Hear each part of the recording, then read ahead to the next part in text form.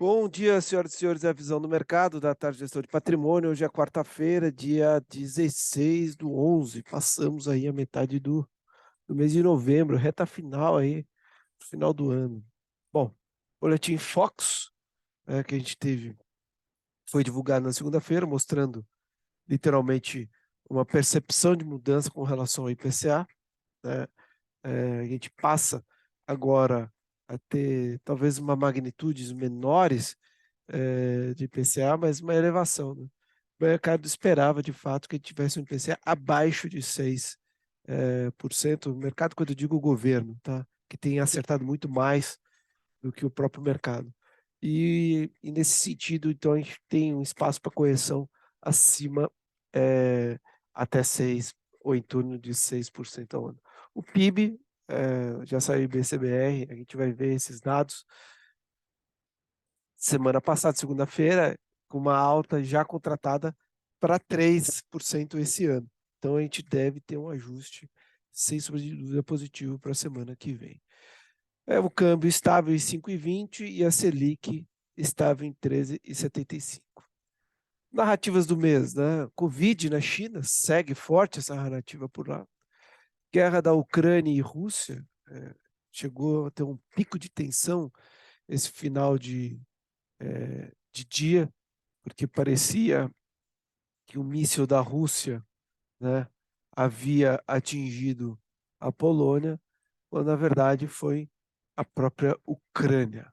Né? Se tivesse sido a Rússia, a Polônia, aí acionaria aí toda a parte da, da OTAN, e, enfim, a guerra entraria num estágio completamente Terceira Guerra Mundial, algo nesse nível, né? Então, os mercados sentiram enquanto imaginaram que poderia ser um míssil da Rússia, mas como foi um míssil da Ucrânia, as tensões abaixaram, os discursos abaixaram e, portanto, segue o jogo, embora infelizmente é, polonês, dois poloneses faleceram nesse erro do míssil antiaéreo da Ucrânia. Coisas da guerra que é lamentável.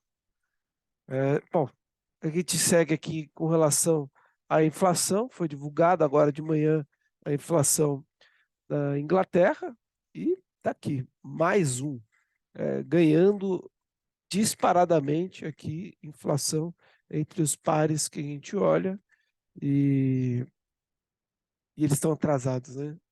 Estão atrasados com relação à taxa de juros. Ou a gente tem um cavalo de pau, né, como a gente já viu que é possível aqui no Brasil, até na Turquia, enfim, em qualquer lugar, ou eles vão sentir isso aqui, eles estão subestimando esta questão aqui. Imagine, 10%, 11% da renda do, do inglês está defasada. Né? Então, é complicado isso, muito complicado. Nos Estados Unidos, a gente teve divulgação, né, já passa por mais de 3.300 empresas divulgaram seus resultados, que são cobertos pelo mercado. Então, a gente tem pior 40%, melhor quase 59%. Está mais próximo de 59 que 60%, ou seja, ruizinho, né? Ruizinho. No Brasil não houve nenhuma mudança em relação à divulgação passada. Resultados das eleições vão se concretizando, então no Senado, né, a gente vê que no caso aqui a onda vermelha que se esperava não aconteceu no Senado, não aconteceu na Câmara e também não aconteceu no governo, embora eles de fato ganham mais representatividade, né? Então é importante olhar para isso daqui e ver, esses são os dados que eu acabei de pegar. Tá? No mais, segue dentro nenhuma outra mudança significativa que pode mudar o tom, né? Até o momento. Bom, essa aqui é a agenda de segunda-feira. A gente ficou de olhar esses dados aqui, né, de produção, de dados vindo da produção industrial chinesa, veio ligeiramente abaixo do esperado, né, isso relativamente tira um pouco de pressão sobre o mundo, talvez. A gente tem aqui taxa de desemprego na China, né, ainda em níveis bem baixos. A gente olha aqui, então, ontem foi feriado aqui, Dia da República, né, e dia que o Brasil sai, ensaia para virar uma democracia, né? Enfim, 200 anos aí praticamente disso, e a gente ainda discute esse assunto, né? Você vê que maluquice. Aqui está, evidentemente, a variação que eu. Não, aqui estão os dados, a variação que eu ia comentar saiu hoje, mas estão os dados. Ele está meio bem pequenininho, tive uma má ideia de colocar tudo aqui, mas acho que dá para enxergar um pouco. A variação de empregos na Inglaterra veio ligeiramente abaixo do esperado, né? E esperava uma queda de 25, veio 52, praticamente o dobro, quase o dobro, né? Então, número de desempregados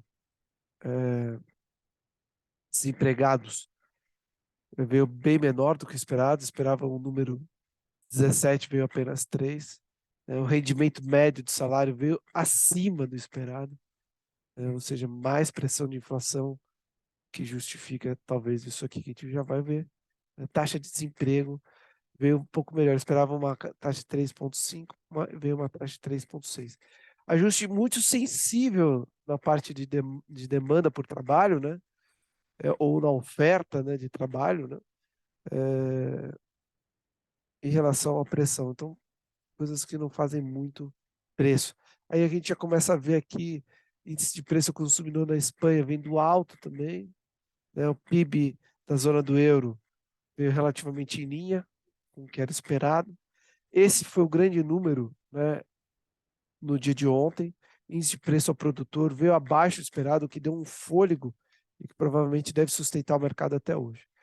Aí no banho de água fria a gente vê isso aqui, né? Era esperado 10,7, veio 11,1. Esperado 1,7, veio 2. Ou seja, a pressão de preço ao consumidor segue forte na Inglaterra. Aí eles já soltaram aqui sobre o produtor, também vem forte. Ou seja, muito ruim essas informações para o mercado, né? E aí depois a gente vai ver Canadá e outros indicadores que a gente comenta amanhã. Tá?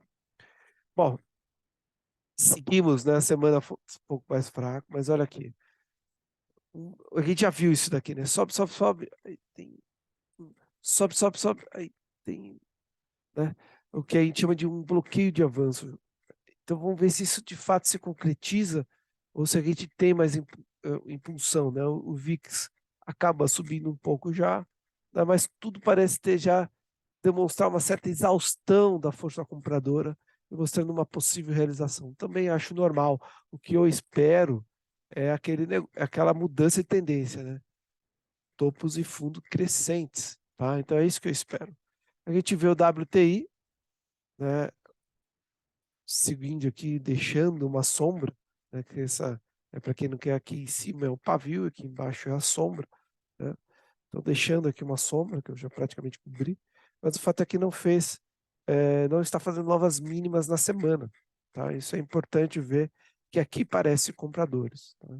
Dado que a gente está entrando, começou a nevar em Nova York já, a gente está entrando num momento de maior demanda por energia, sazonalmente maior demanda por energia na zona do euro, aí na parte de cima do globo. Então, muito provavelmente eu acredito que isso aqui deva subir.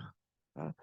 Uma notícia positiva para o risco global como um todo, a gente vê o fechamento dessa taxa, lembrando, né, pelo preço do ativo, que é isso que você está vendo, né, preço e taxa são variáveis proporcionalmente inversas, né? Você derruba a taxa, aumenta o preço da mesma magnitude, né?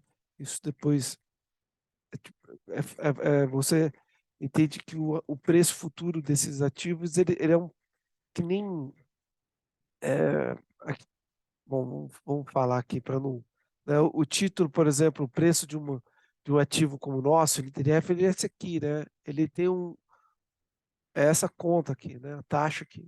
Então aqui a gente sabe o preço final dele, né? Então quando você aumenta a taxa aqui, né? No caso é o que tem é, era o que tinha acontecido, que você precisaria de menos força para chegar ao 100 aqui. Então você derrubaria esse preço. São relações inversas, tá? Importante entender isso.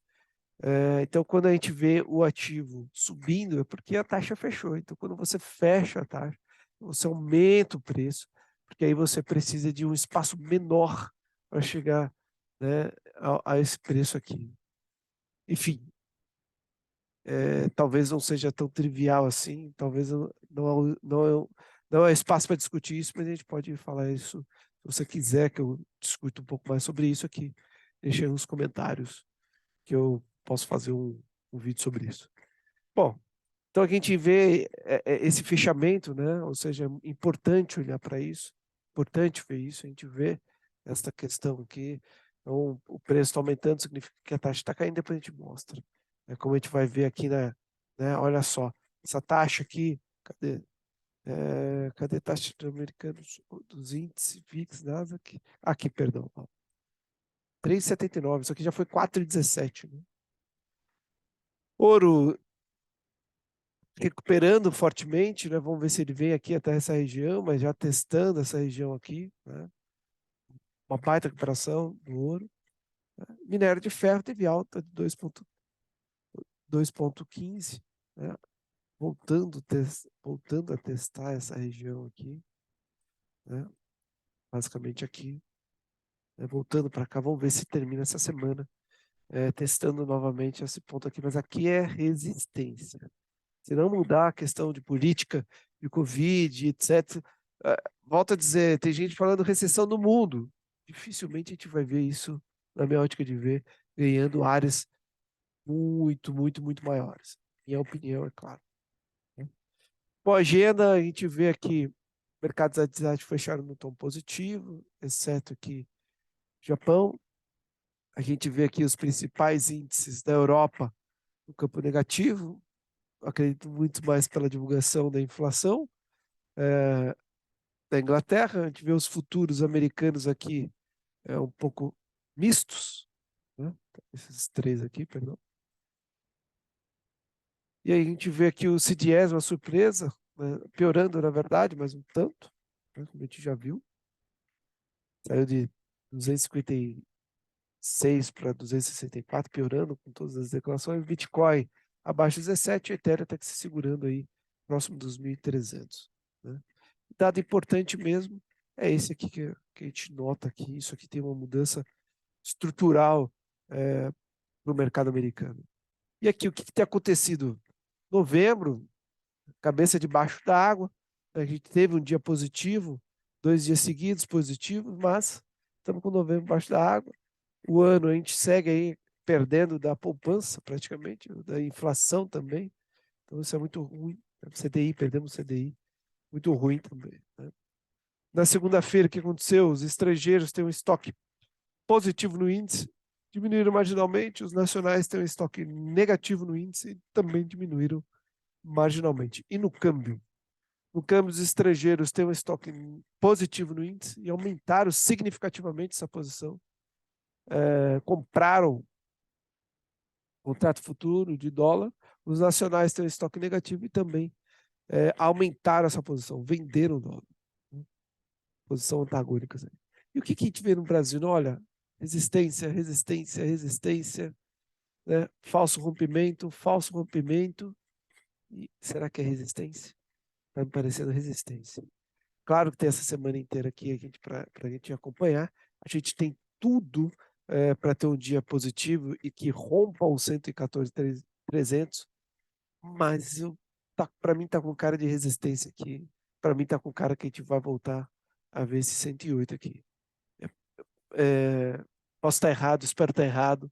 Vamos ver como é que vai ser o fechamento de hoje. A gente tem, em tese, um tom mais positivo para fechar acima do 114.300 e quem sabe dar uma sinalização mais clara para a gente voltar aqui ao 120. Não é o que eu estou vendo nesse momento. Aqui os DI futuro, né? Não perdeu a mínima, né? Então, assim, para a gente pensar que isso aqui deve subir, isso aqui não pode, não pode vir subir, ele tem que perder isso daqui, fazer novas mínimas, né? O volume caiu, então é possível que a gente tenha uma queda um pouco mais significativa. E a gente vê aqui o dólar também, né, deixou aqui uma sombra grande aqui. Aqui apareceu o comprador, vindo testar talvez essa região aqui, que também tem sido uma região de teste aí, em torno aí dos 5.400, né? Alguma coisa nessa casa aí, né? Então, eu acredito que a gente tem um momento um pouco mais favorável para o dólar, um momento um pouco mais desfavorável para o índice. E aí, o que aconteceu? Petri vale 0,51, os demais ativos 0,37 e o agregado subiu 0,84, né? Variação dentro da normalidade, a volatilidade aumentou. A gente vê aqui o fechamento do contrato futuro DI, o que justifica maior alta aqui dos ativos. Volatilidade aumentando praticamente acima da média nesses últimos dias, no ouro, no IMA, no FIXA e no DI futuro, né? Como a gente acompanhou, vem acompanhando. Maiores altas, maiores baixas, né? Tanto da semana, do mês e do ano, para vocês olharem. Aumento da volatilidade, como a gente já olha aqui do ouro, a gente viu, principalmente nesses índices, né, aumento, olha aqui, a gente estava falando da diminuição dessa volatilidade, olha só que loucura que puxou, né? A gente acompanhou esse movimento inteiro. Tá? E aqui o saldo DI, né? Houve uma realização pontual, fraquinha, tal, a demanda, saldo do BTC, perdão. Demanda segue ainda, o mercado segue pressionando para uma nova queda nesse momento. Tá? É o que eu vejo nesse momento. Os ativos mais alugados, os mais devolvidos e o estoque aqui dos mais alugados. Preste atenção se você estiver montando uma posição por aí. E o DI, né? Houve um alívio, né? Acho que esticaram bem, mas ainda, né? Olha, com relação a 30 dias, enfim, um estrago que vai demorar para se ajustar na minha ótica de ver. Não vai ser trivial esse ajuste aqui, mas, de uma certa forma, olhando aqui, acompanhando. Tá aqui o IPCA, ficou de mostrar, eles demoraram a atualizar aqui, o IPCA de outubro, né? Esse foi o último. Tá na média, eu fiz uma continha, tá na média aqui, praticamente próxima à média dos últimos IPCA, mas você nota que é um IPCA, tá na média, mas você vê que dos últimos anos de fato, tirando evidentemente 2021, 2020, que foram anos completamente atípicos, né? Um ajuste aí, mas acima dos últimos IPCAs aí desde 2026, ou seja, talvez a inflação esteja sendo né, acordando, né? Ainda mais com minério subindo, petróleo com uma expectativa de alta, pode ser que a gente suba um pouco mais. Então, basicamente é isso. Eu agradeço a atenção de vocês até aqui. Espero que todos tenham tido um bom feriado. No mais, deixe seu comentário, sua sugestão, sua crítica, que eu vou olhar com carinho, ou mande para esse contato. E mais uma vez, obrigado e até amanhã.